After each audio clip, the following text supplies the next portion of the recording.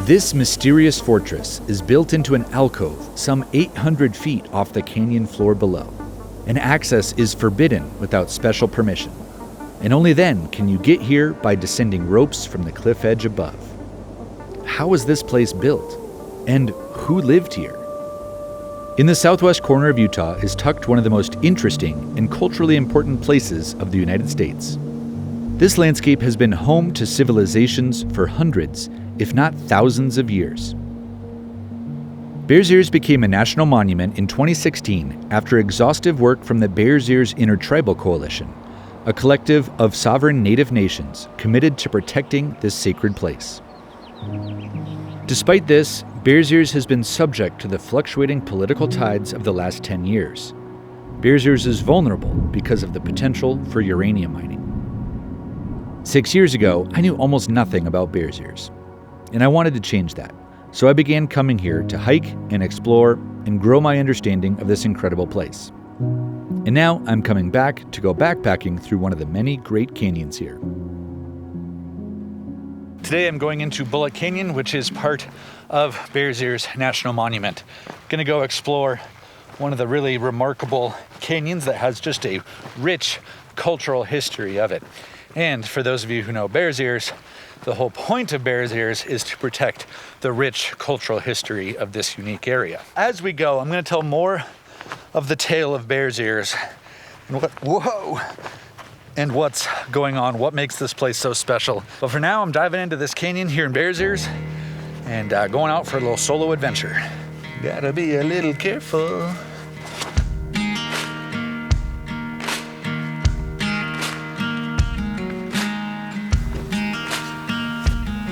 So right here, there's actually a really great display of cryptobiotic soil, otherwise known as crypto. Cryptobiotic soil is actually a really integral part of the ecosystems here. And that is alive. That is a microorganism that is making all of the life here possible. So if you're ever walking through a desert like this, don't bust the crust.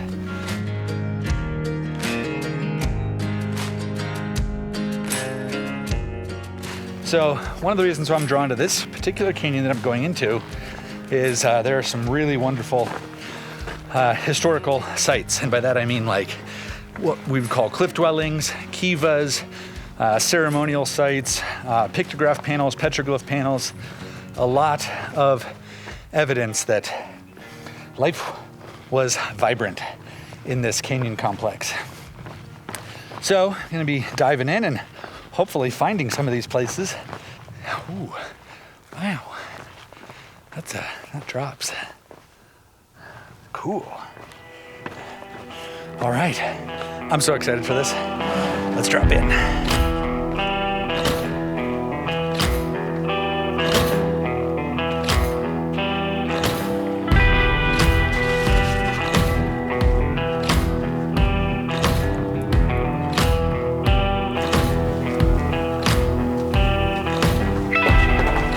Yeah, that'll send you down the canyon drainage real quick. So just before coming out here, we got a big snowstorm that blasted through Arizona and southern Utah. Dropped about 15 inches of snow where I am, so we've got quite the remnants here. The good news is, I think there should be plentiful water. Hiking in places like this is kind of wild because you never really know exactly where the best spot to get off of a ledge is or something.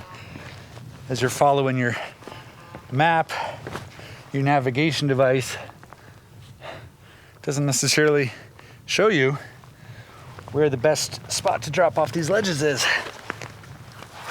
So it takes some route finding and creativity and a little bit of resilience.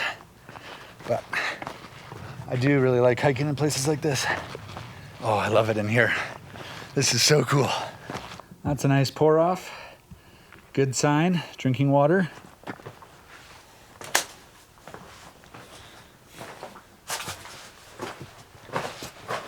That's a narrow little squeeze.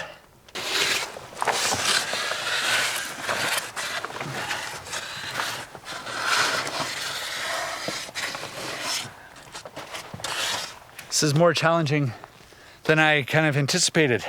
There's been some really easy stretches, but all of a sudden got very difficult to figure out what's the best way to move through these canyons.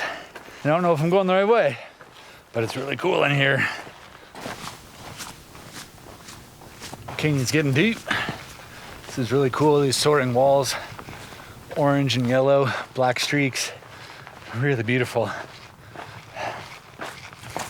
So, starting to get deeper into this canyon that will increasingly have more and more archaeological sites or cultural, historical sites, and I'm excited to just get deeper.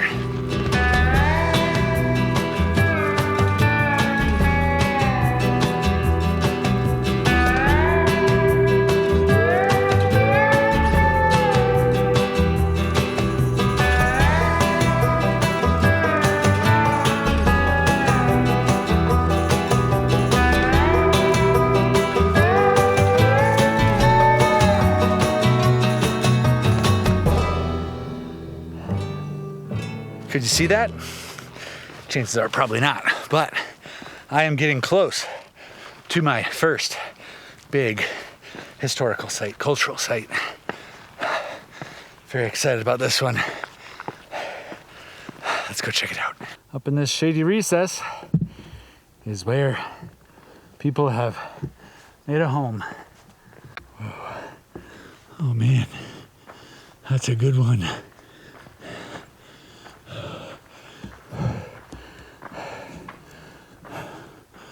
Oh, yes. Whoa.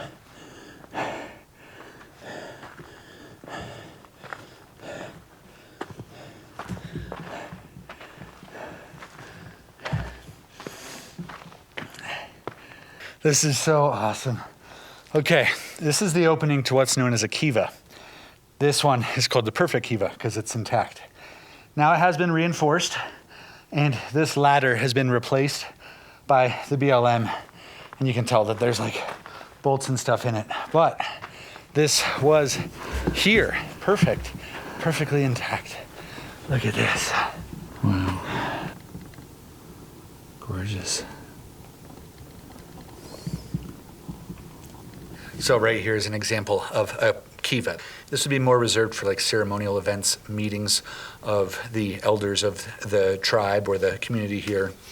But this whole place is a place that people would live. They use these alcoves, these arches that would extend out and over in these canyons to provide shelter from the elements. And in certain times a year, the sun is going to come in and fill these spaces with light and warmth. And in the summertime, these are protected and shadowy and cooler, and really just amazing uses of the natural features and the way that thermodynamics work.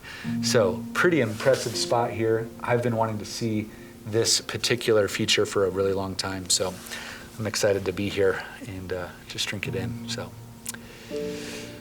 special place.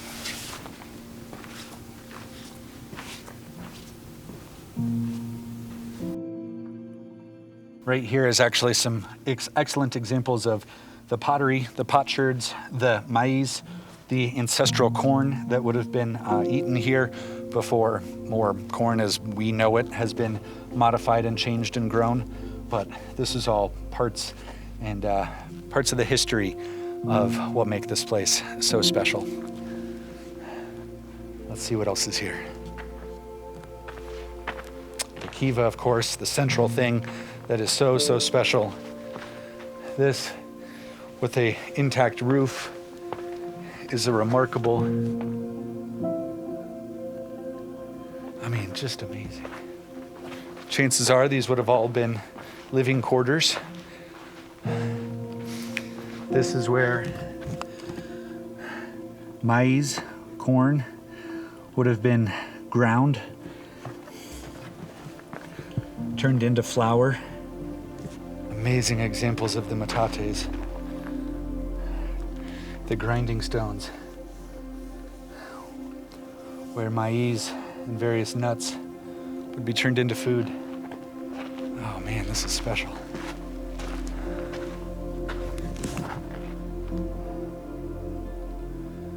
Some of these sites would be for living. Some of this would be storehouses for food. But because there's a kiva here, suggests to me that this was definitely a complex with a lot of people living. It's an old pictograph panel. Looks like a lot of it's broken off. In fact, probably good chunks of those were looted.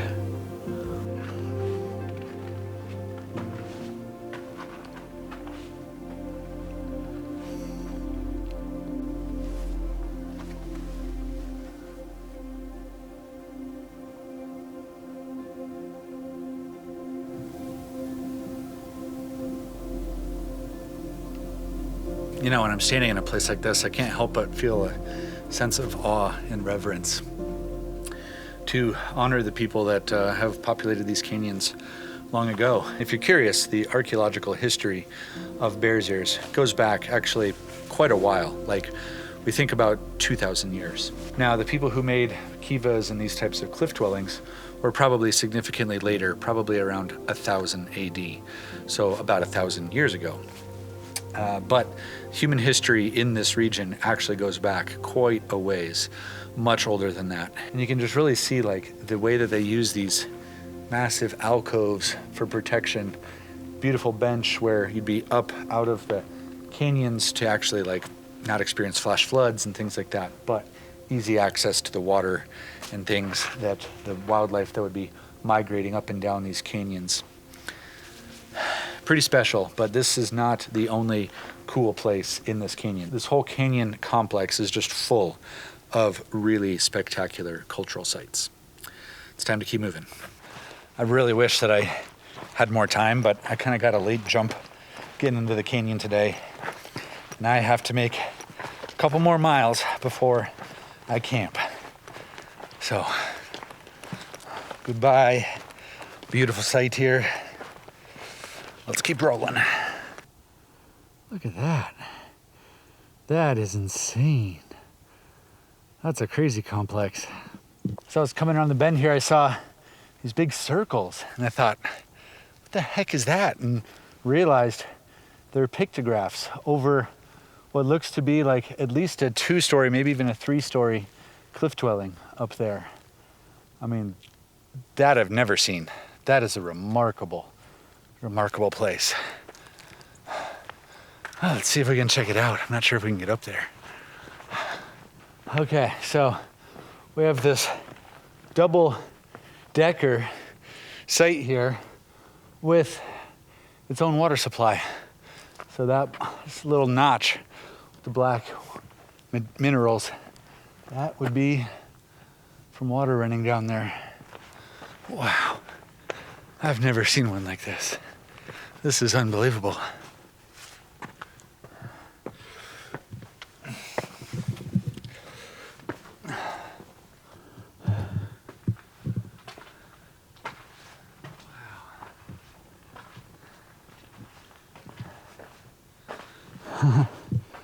What? Oh, wow. Look at that. That's perfect. Oh, man.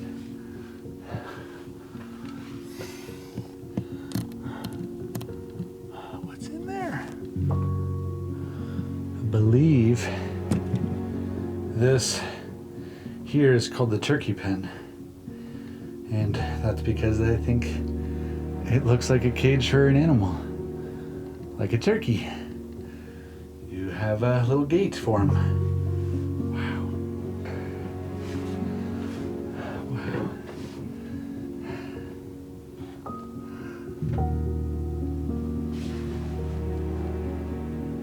I've never seen that. That is so stinking cool. And I'm guessing the only way to get up there either was a feature that has now broken away in the last 1,000 years, or they used ropes and ladders. Probably ladders. Those were used in this area. But man, imagine living up there. That's so cool. And those pictographs that are up there, those are unbelievable. I mean, I saw those from 1,000 yards away. My mind is blown. What a beautiful place.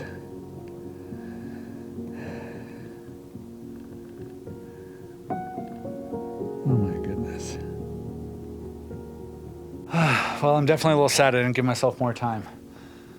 The sun is going down, got about 45 minutes of light left, and I gotta get to a place that has some water. So I do need to keep moving down canyon.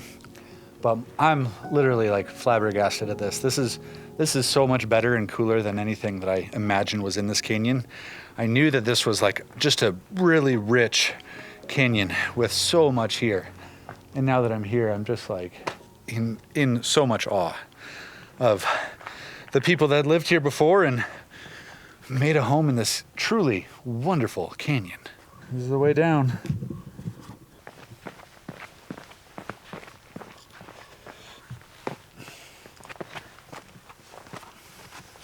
Goodbye to probably my favorite cultural site I've ever seen. Now I gotta kind of hustle and boogie down canyon a little further. According to Onyx, I'm about half a mile away from a spring. So I want to try to get a little further down canyon, but I'm losing light. And yeah, man, I really wish I could stay and explore. All of these alcoves and benches probably have people that have been up there, living up there, and I probably passed 24 or so other remarkable cultural sites and just never noticed them. Part of that was by design, of course. If you're trying to evade enemies, beware they don't know where you are. Good survival tactic. That is quite the tumbleweed in my way, and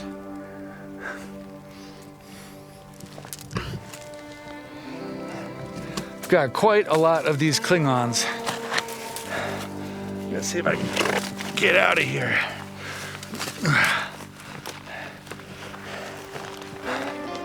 But there's a trail up here. Ugh. I got. Well, that's some effective evolution. I'm carrying their seeds, which is what they want. It's not what I want. Oh man, just walking through here, I'm getting covered in these Velcro things. So many of them. All right, it's gonna be hard to see. Just right there. There's another site. Right below that water pour off and those super cool towers, pillars. Oh my goodness, look at that. That is awesome.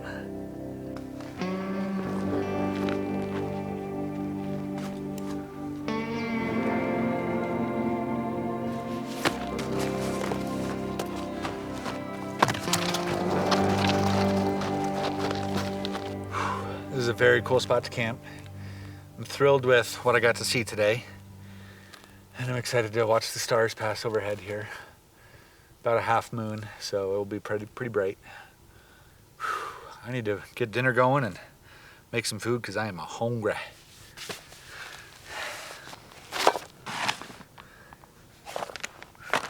So I'm trying a different meal company, trying a ReadyWise, which I have tried before and I do like. So I've got the beef bulgogi kimchi fried rice, which sounds delicious.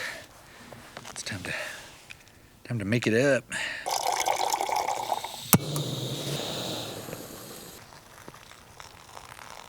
Honestly, today has been so cool to be exploring through Bears Ears, and for me, Bears Ears actually is a place that I fell in love with about 6 years ago.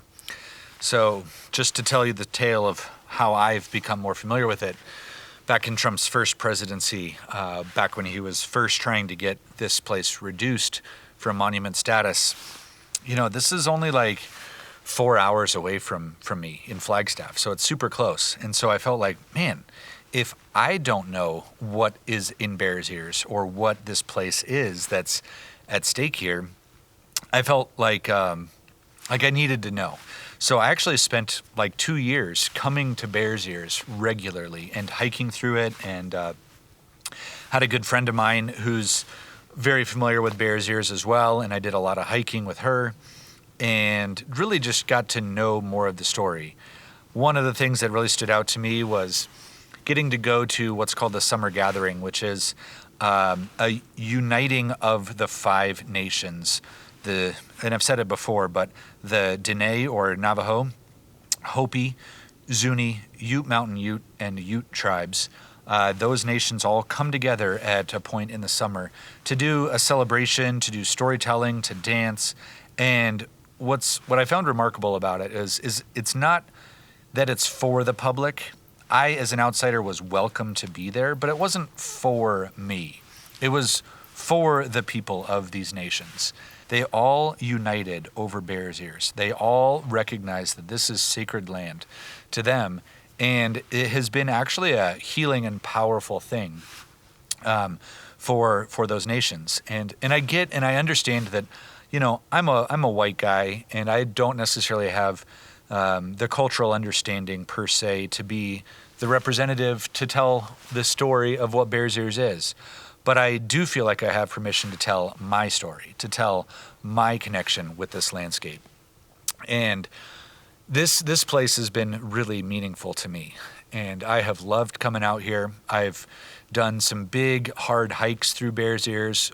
Notably, I hiked along Combe Ridge, which is this 50-mile long, actually it's 80-mile long, but 50 miles of it is in Bears Ears. It's this big, crazy monocline spine that just runs through the desert and is full of amazing alcoves and petroglyphs and pictographs and amazing sights. So hiking through there was really eye-opening as well. I really do feel like I've connected to this landscape and gotten a greater understanding of what it is that is at stake. And so thanks for listening and thanks for coming along on this adventure. And there's obviously a lot more to go. But for now, I need to eat, replenish some calories, drink some water, take in some electrolytes, because I'm feeling pretty wiped out. I need electrolytes. I don't think I did a great job of taking care of myself today. I was kind of just like in a rush the whole day. Tiniest bit worried about finding water tomorrow. I have got another solid liter, 2 liters with me. I made dinner, so I should be okay, but definitely need to find water soon upon hiking.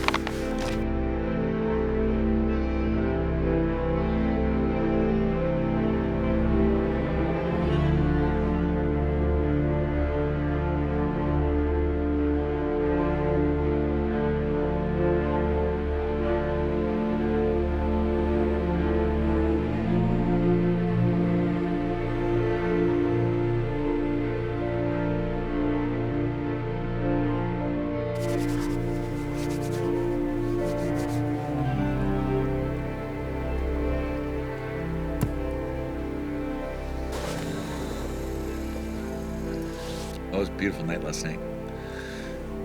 Moonlight going overhead until it went behind that ridge over there. It's beautiful watching the light kind of come down the cliffs as morning rises.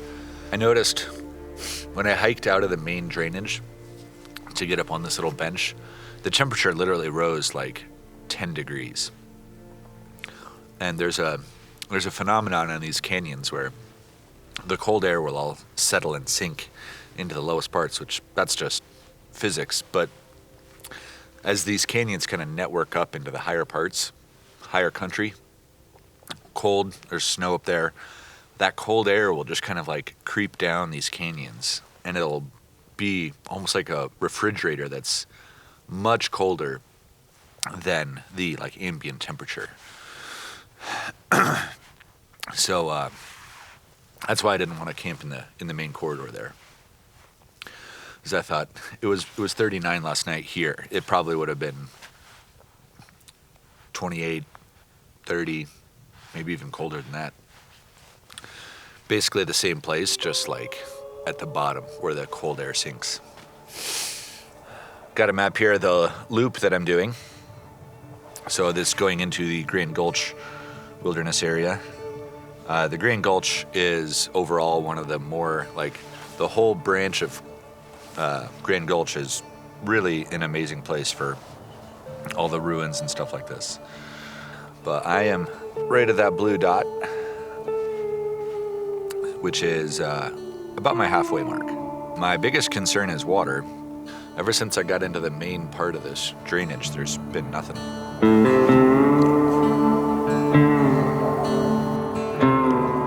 Well, it's time to move. Leave camp. That was a good campsite. Still cold, so wearing my jackets. Also curious, of course, what else is up on this bench, as these would be some ideal places for somebody to spend some time. Gotta get a crack on the day. Here we go.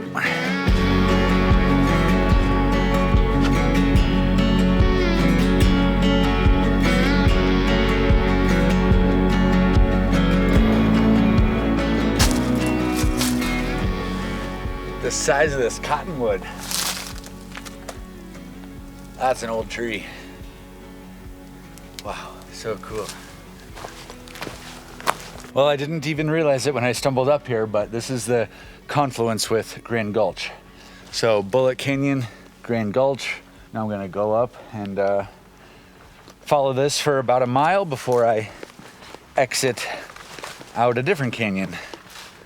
And there's a lot of cottonwoods in here, which means there's more water.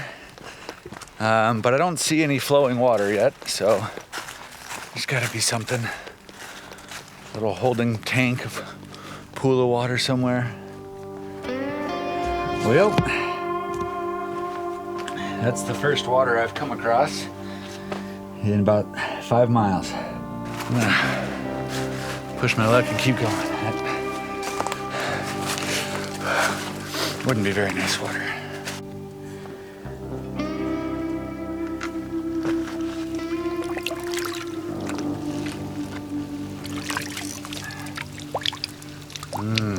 That's a lot of tannins. I'm gonna scoop this and probably won't try to filter it or drink it, but I'm gonna hold on to it in case I don't find anything else.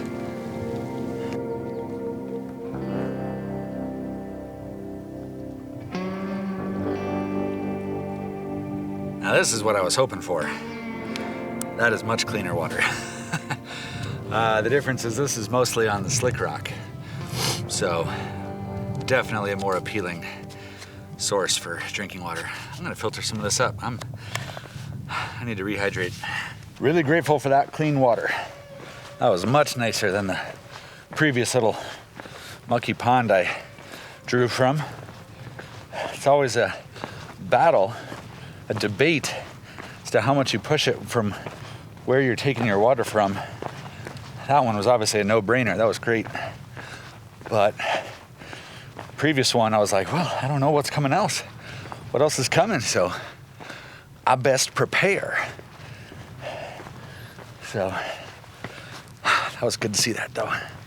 So right behind me here, you can see there's a fork in the canyon. This is Grand Gulch off this way. This is Sheik's Canyon off this way. And it's really, really incredibly helpful for me to be following along on my map as I go. So I've been using Onyx here. Been using Onyx for a long, long time, but it makes it so easy. I can have this map offline. I don't have any cell service. And as I'm tracking my way through, it makes it incredibly easy to follow. It's amazing the level of detail that I can even see on this map. I got the satellite function pulled up and it does a really amazing job of showing me actual contours. Sometimes I can even see like where the little paths are up on the side banks and stuff like that, which is incredibly helpful. So Onyx has been a sponsor on this channel for quite some time, and they're a sponsor of this video, and they're making it possible for me to come out and explore a place like this and make videos like this. And right now, if you want to save 20% off either a premium or an elite membership, both are amazing, you can go to the link below and use my access code. And it also, side note, it helps the channel out too. So without further ado, let's keep going.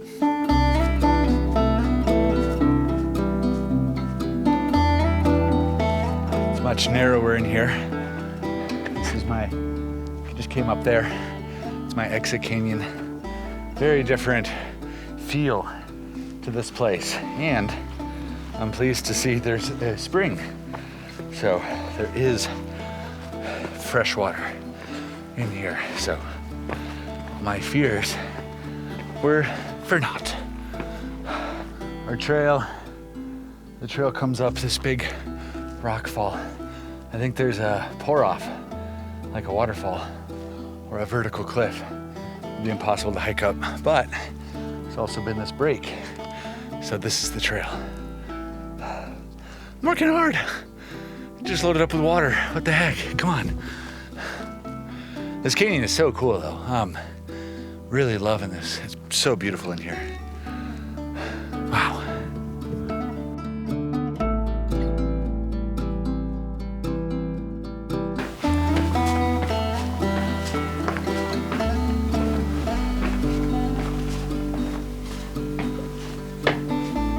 So fascinated by walking through these trail systems, knowing that for a couple thousand years there were people in here wandering around, clambering over all these rocks.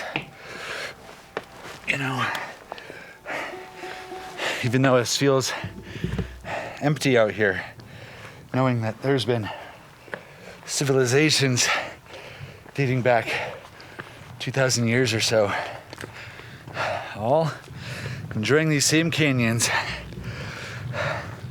Just about everywhere you could imagine scrambling, somebody's been. And I keep looking up at these rock ledges with little cutouts and alcoves. I'm just imagining, man, somebody's been up there, sleeping in there, making a home. Ooh. Ah. I think that's bear scat. I don't know. I heard word that there are black bears out here, so. But, wow. There's like an alcove back up there that I'm really curious about. I don't see any trail to get there, but I bet there's stuff up there. Some of these places where people would have lived, you'd think they were quite literally impossible to get to. I've even seen one place that's in a cliff 800 feet off of the floor below, vertical cliff. The only way to get to it is through these super sketchy little steps notched into the rock to descend about 30 or 40 feet, and then probably also rope ladders. So people were very ingenious, showed a lot of ingenuity using these natural features to stay protected from the harsh elements. Not just the summer heat, of course, but also the cold in the winter. I don't know if I'll see more cultural sites. Kind of thought I probably just hiked past a bunch, not knowing where they were, which is actually fairly common because the canyon system is full of sites. All right, this is my glimpse into Bears Ears. Being out here has been such an honor. I love it so much. I really feel so connected to this place. And again, if you feel called to dig in further, go into the links below. And I've got some links to organizations that are doing really fantastic work here in Bears Ears. And as always, thanks so much for watching. I'm Eric Hanson. I'll see you later.